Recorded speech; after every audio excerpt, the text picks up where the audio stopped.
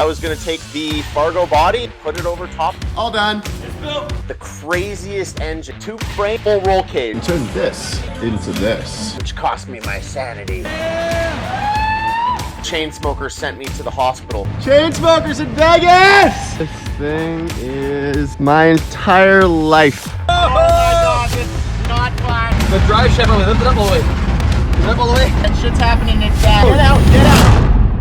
This whole crazy adventure started in 2014. I was driving across Canada, stopped to stretch my legs around Minneota, Manitoba. Lo and behold, there was a field of junk cars. There was one in particular that really stood out to me. It was a 1947 Fargo, and the patina on it was perfect. Once you get over the tree growing out of the side step, you notice that it's had multiple paint jobs throughout its entire life, and not a single panel had ever been replaced. I instantly fell in love and went and chatted with the owner of the property. He could tell that my enthusiasm was through the roof about this truck, so he told me that it would just be sitting around, and when I was ready to come and buy it, he would sell it to me. Selling. It took me 4 years from that date till I had the funds, skills, team, and time to shut down my dealership. But in 2018, I gave the owner of the field Fargo a call, and it was still there. So I scooped it up for a very reasonable $1,500 Canadian for having it towed 1,100 kilometers back to my dealership in Calgary, Alberta. Oh my God, it's here and it's mine and it's so awesome. This thing is the best. Look at how sick this is. Oh my God, I can't wait to just go wild.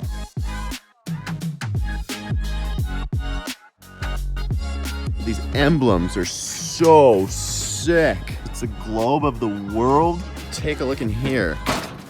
We've got the original 6-cylinder engine. There's the spark plugs for it. These headlights are so sick. There's a little bird's nest in there. Look at tweet, little birdie.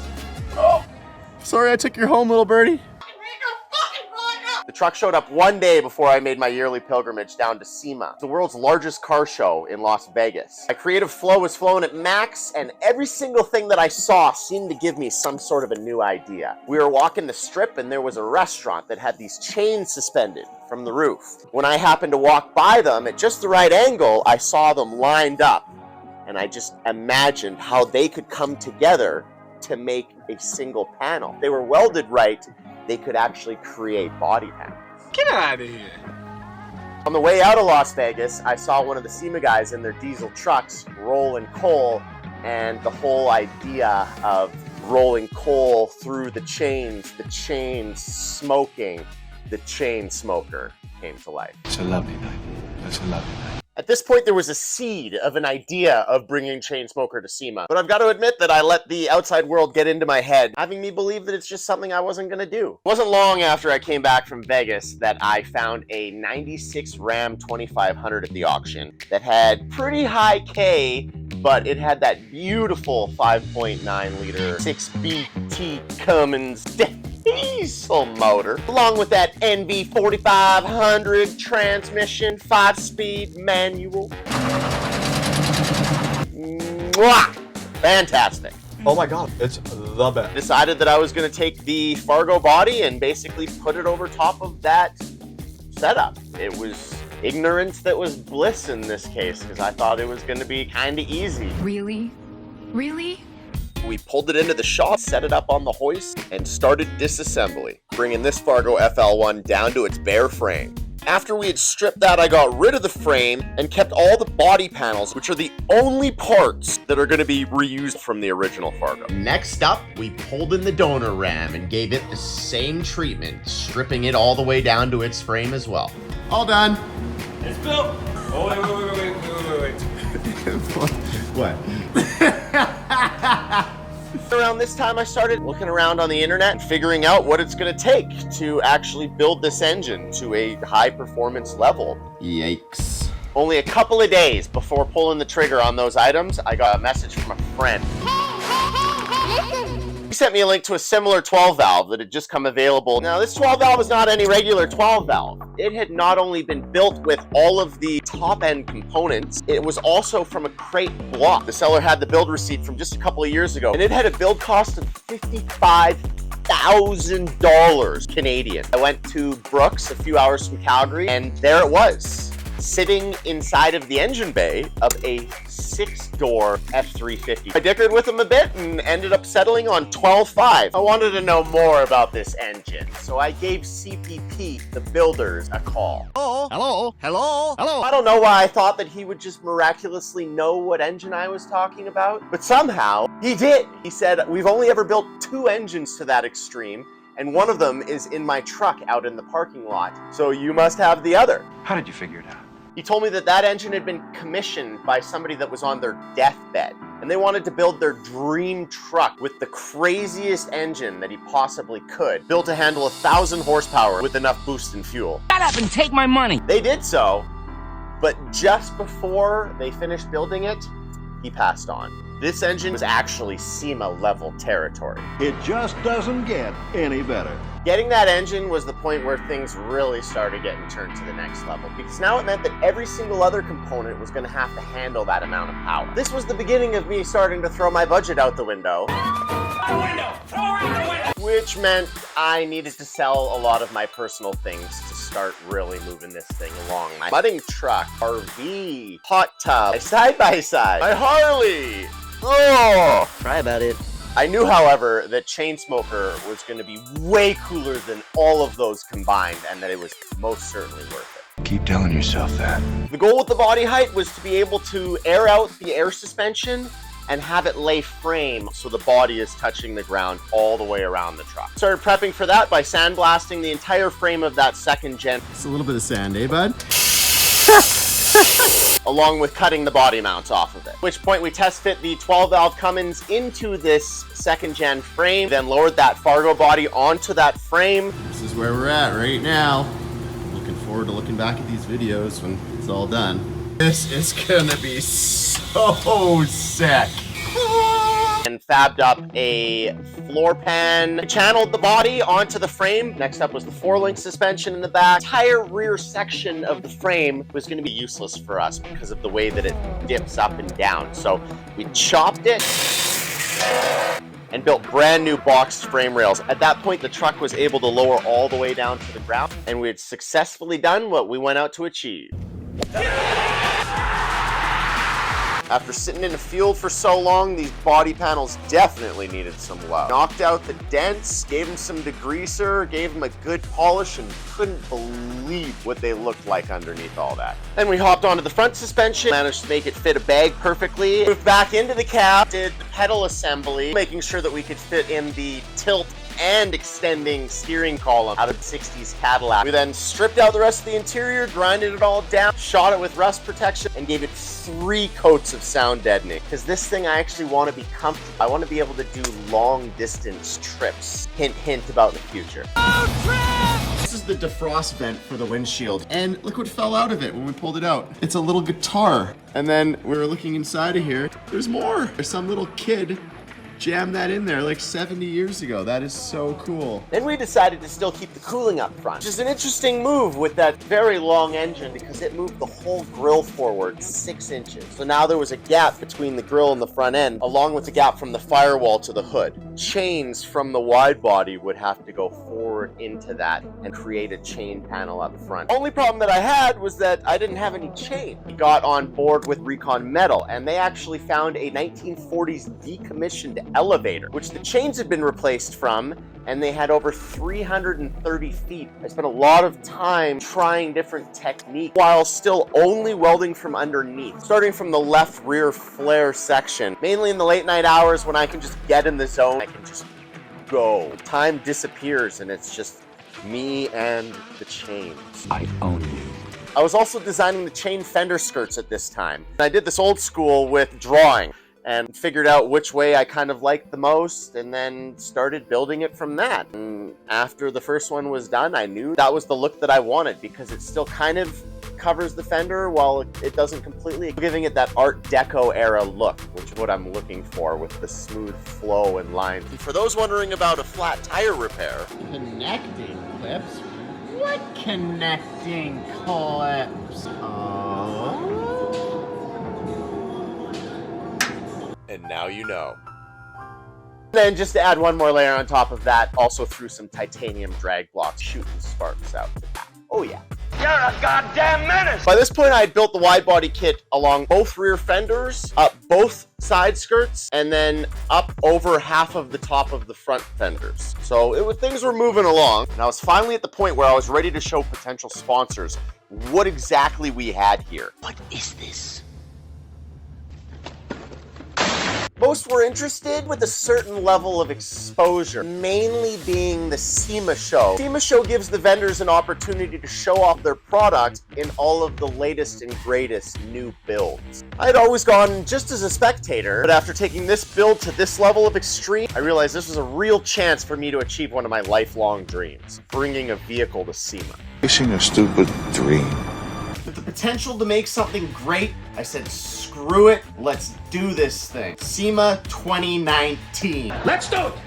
Up until this point, we hadn't even been working with a deadline. Now things were gonna get insane. And there is only 5 more months left until SEMA. I was still confident and extremely naive that we were gonna be just fine though, so don't worry about it. Got plenty of time for that.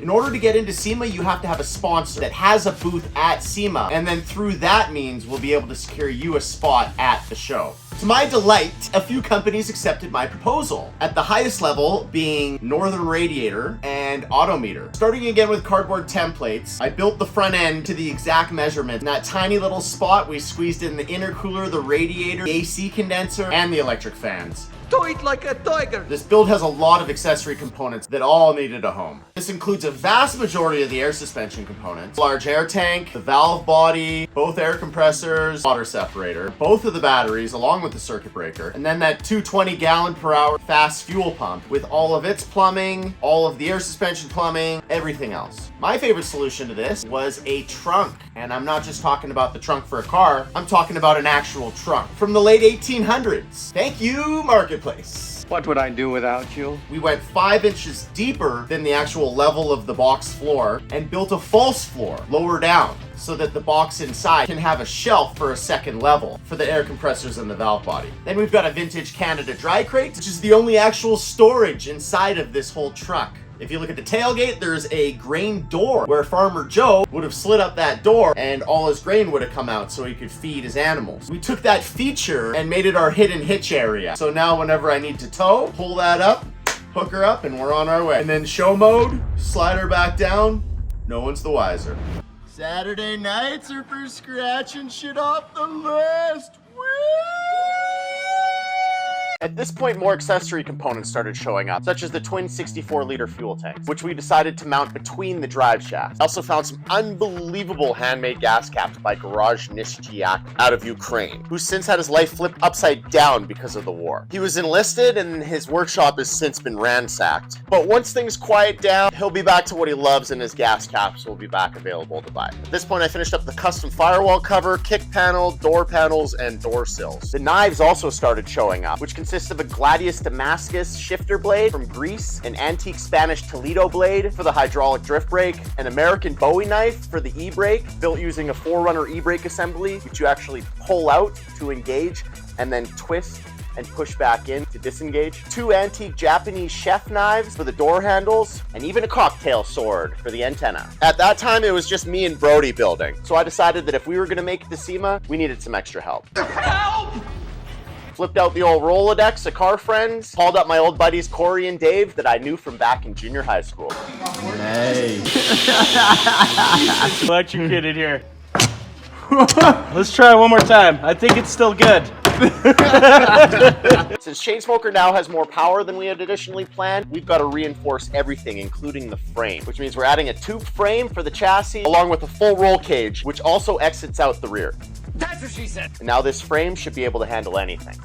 We turned up our Chainsmoker work as much as possible, fully dedicating every business hour and every non-business hour into finishing Chainsmoker on time for SEMA. We'll make it or die trying. I finished up another chain section between the hood and the firewall from where that front end had been stretched forward and started moving into these front chain transitional sections. I decided I wanted to sculpt them in such a way that they drape down, following that same look of the Art Deco era cars. In 1,000 easy steps, you too can turn this into this. Oh, yeah. body. If you remember, I was also just only welding them from the back, which means that every time I wanted to see how it looked, I had to attach it to the grill and then attach the whole thing up and put it onto the truck. Meaning that I pulled that grill off and put it back on what felt like thousands of times, and having to recut and then re-weld every single one of those links. I don't even want to know how many times. I'm not typically a patient guy either, but for whatever reason, when it came to these chains, they had to be perfect, which cost me my sanity. Daddy's gone mad, hasn't he? This far into this SEMA journey, there was no aspect of my life that chain smoker had not completely consumed. Mentally, all I thought about or dreamt about was chain smoker. Destroyed my social and dating life. Yeah, I'm single. Forever. Forever. Financially, the project wasn't even on the same planet as what I had originally planned it to be. Because obviously I'm paying for everybody's labor too, it's not just the parts. I'm expensive. Physically, my hands looked ridiculous, and I wore gloves most of the time. Just get in the zone and forget to put them back on, and just what it was. It was around this time that chain smoker sent me to the hospital for the first time. I was welding up the first front chain section, I had a hole in my glove. It skipped off the chain when it was still hot, and went straight into my finger and welded my finger, which basically felt like a lightning bolt going through my whole body. Now that wouldn't have even been so bad if I hadn't have kept working wearing those same gloves. Guess what happened? Tick, tick, boom, same spot. And I went home after this and got a few hours of sleep. But when I went to take a tinkle in the middle of the night, I was walking in my bathroom and woke up on the floor. Got up, realized I'd passed out. That wasn't normal, so I realized I had to go to the hospital. Here I am. And we're getting some blood tests done, and then back to work. After finally finishing both of those front chain transitional sections, I moved on to the rear bumper. One of the sacrifices I had to make to get this to happen was sell my Harley bagger. Wasn't gone completely though, because I used it for inspiration. Where the rear bags have a swoop, I decided to do the same thing with the chains. And when the bags dip down on the sides, I wanted to make a little transitional section on the back where they dip into the rear fenders, just like the rear bags on the Harley do. Then having it seamlessly integrating into the wide body so that it's one swooping, gorgeous piece. Gorgeous. Gorgeous. Then just to make sure that it was as strong as possible, because I know I'm going to be slamming that into stuff, welded both ends of the chains. These chains really do own me by this point. I'm so tired. You will do as I say. Once all these panels were complete, we were finally able to check the things like the clearance for the oil pan, which obviously slammed into the ground below the cross member. To fix this, we could spend a bunch of money on a brand new aftermarket one, or we could use the resources that we have and we could build one, which is what we did. At the same time, the floors in the box were going in, and those beautiful autometer gauges showed up and went in as well. I was also hiding a few Easter eggs around the truck, such as two 1947, which is the year of the truck, dimes to fill in some old holes in the body. You just work with what you got sometimes. Also got an old rag in the gas cap, which if you look closely enough at, has the word chains on because it is the original bag for the front bumper, which was built out of V-bar tire chains. And there's a toonie in the grill, which is a Canadian $2 coin. Much like Fargo is the Canadian-only version of Dodge, follows the silver on the exterior with gold on the interior, which I copied in a few other spots around the front end, including the fog lights, front grille emblem. I polished the chrome out of the middle and brought out some gold. And then on the intercooler piping, which was wrapped in gold heat wrap. I love gold. In order to put down the power numbers that I want, I did my research, which led me to a company called Stainless Diesel, who make compound turbo kits for diesel trucks. I went for a 74mm high pressure turbo and a nasty 96mm low pressure turbo, both with 5 blades, which allows for more airflow and a much louder turbo whistle, which is definitely what I want.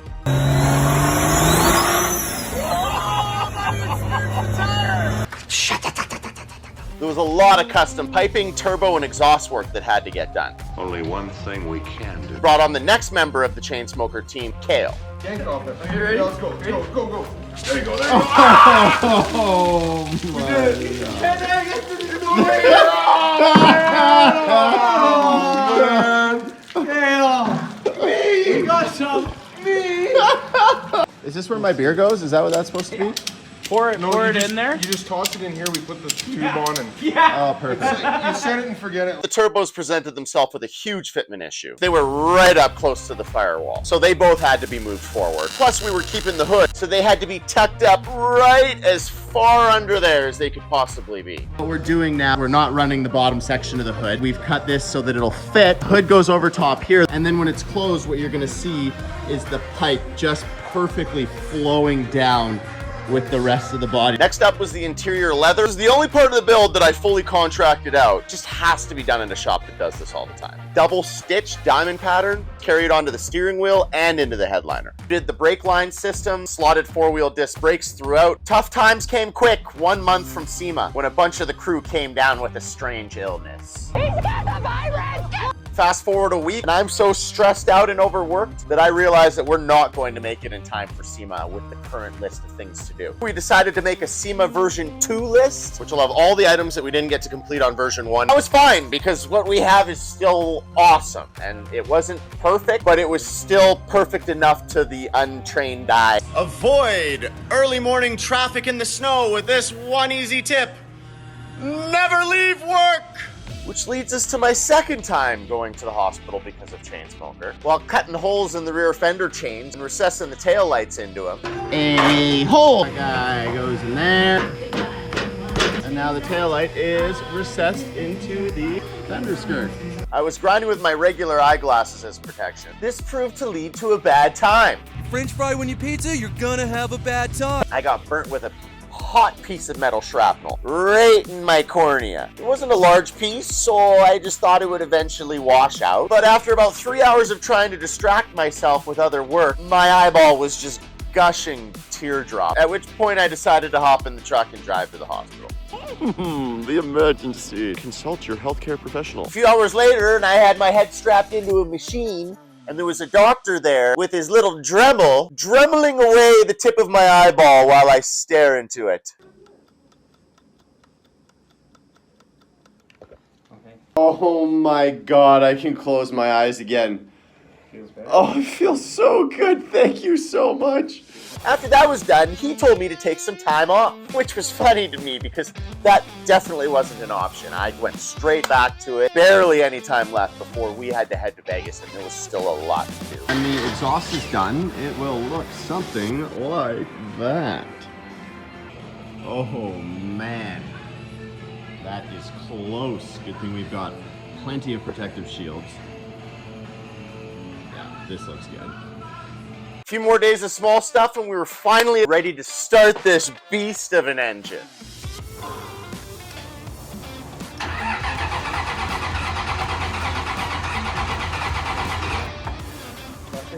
Nothing anywhere. No fuel? We had some issues in our first few attempts.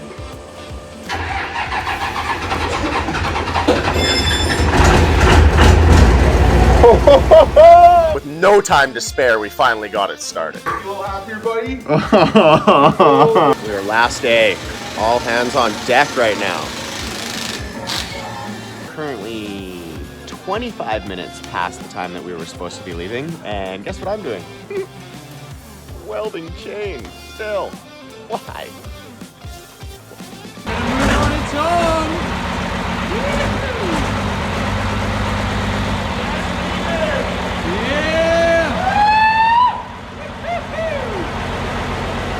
Here we are leaving at 10, just as planned, right?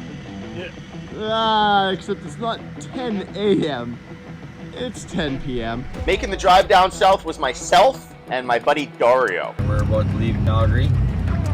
Works washes his hands.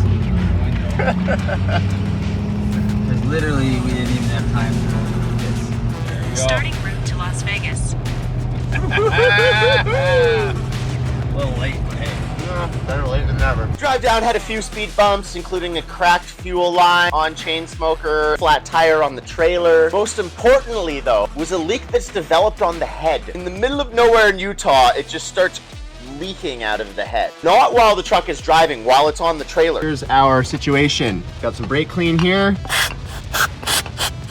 Clean out beside the head bolt. 3 seconds, the green starts coming back. So there's coolant leaking from our head. We can't leak like this at SEMA. The only thing that could have caused it is the pressure because of the altitude while driving through the mountains. Now that means that we have to drain the coolant out of the system, meaning that we're gonna have to turn off and turn on chain smoker every time we wanna move somewhere, or else we're gonna overheat.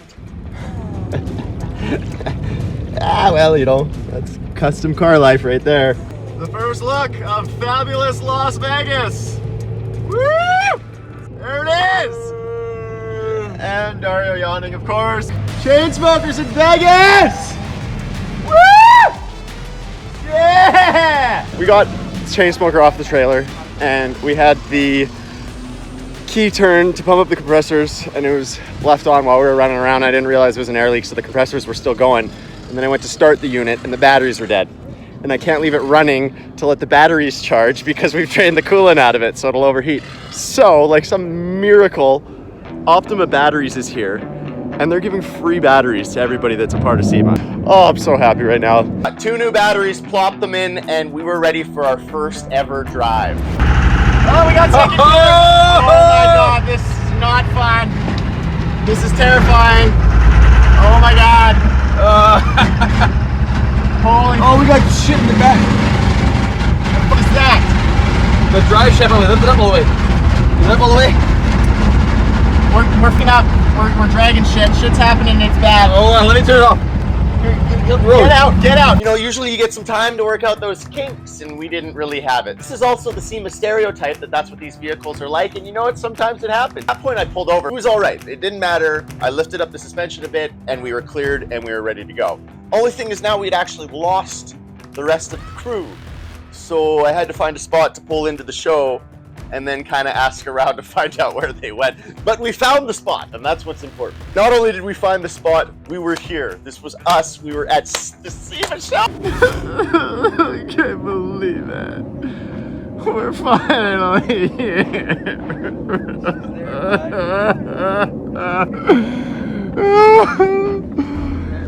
Oh my God. Feast your eyes. This thing is my entire life. Mentally, physically, financially, whatever you want to say it, this is it. Oh man.